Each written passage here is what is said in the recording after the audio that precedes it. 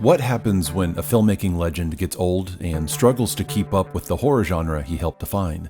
You get a desperate attempt to stay relevant in an ever-evolving art form, and the result was the wildest, nastiest film he ever made. But it also might be his final masterpiece. Hitchcock perfected the art of murder, killing hundreds of people across his vast filmography. But Hitchcock's career was largely plagued by censorship. Censorship boards in Great Britain and an even stricter Hays Code in the United States severely limited what films could show on screen. But it's within those limitations that Hitchcock really excelled. It forced him to develop a more subtle visual style that implied violence. The most popular example is the shower scene in Psycho. A scene where there is zero nudity and zero violence actually shown on screen, but the disorienting camera angles and fast-paced editing implies both. Hitchcock didn't realize it, but he was actually giving birth to a radical new subgenre of horror, the slasher film. But this was as far as Hitchcock could go with graphic horror at the time. He was still under the oppressive thumb of the Hays Code, but that wasn't the case for Italian filmmakers. Heavily influenced by Hitchcock's suspenseful thrillers, especially Psycho, that could blend sex and violence, the birth of Giallo cinema was born. In 1963, just 3 years after Psycho, what's generally regarded as the first Giallo film was released, The Girl Who Knew Too Much, a direct nod to Hitchcock's classic film The Man Who Knew Too Much. Marked by insane color palettes, black-gloved killers, eroticism, and so much blood, Giallo films were able to push boundaries that Hitchcock just couldn't. That same year, Hitchcock released his follow-up to Psycho, The Birds. And even though it has some incredibly suspenseful moments, The Birds just felt tame and cheesy compared to what Giallo was introducing to audiences, something new and dangerous. As Giallo was gaining in popularity, Hitchcock was going through the biggest creative slump of his career, with the releases of Marnie, Torn Curtain, and Topaz. All three critically and commercially underwhelming. A new generation of horror filmmakers was emerging, and Hitchcock couldn't keep up. In 1968, the Hays Code finally ended, and in a desperate attempt to stay relevant, Hitchcock returned to England to make the film he'd always wanted to make but never could. Until now. Frenzy.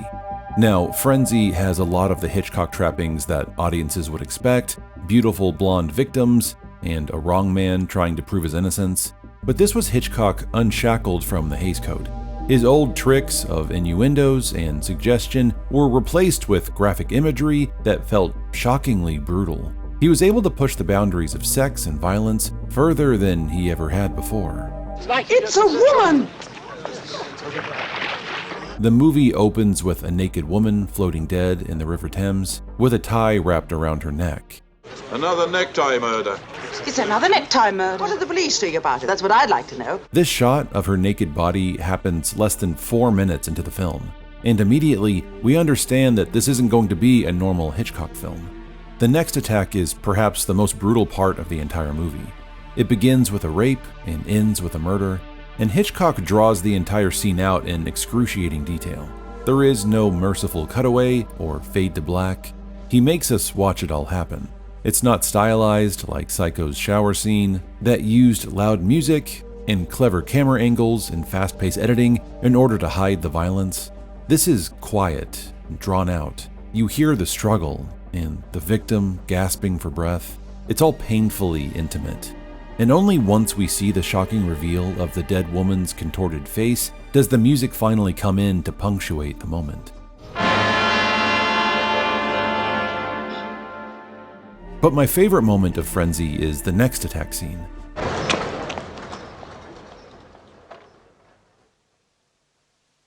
Got a place to stay?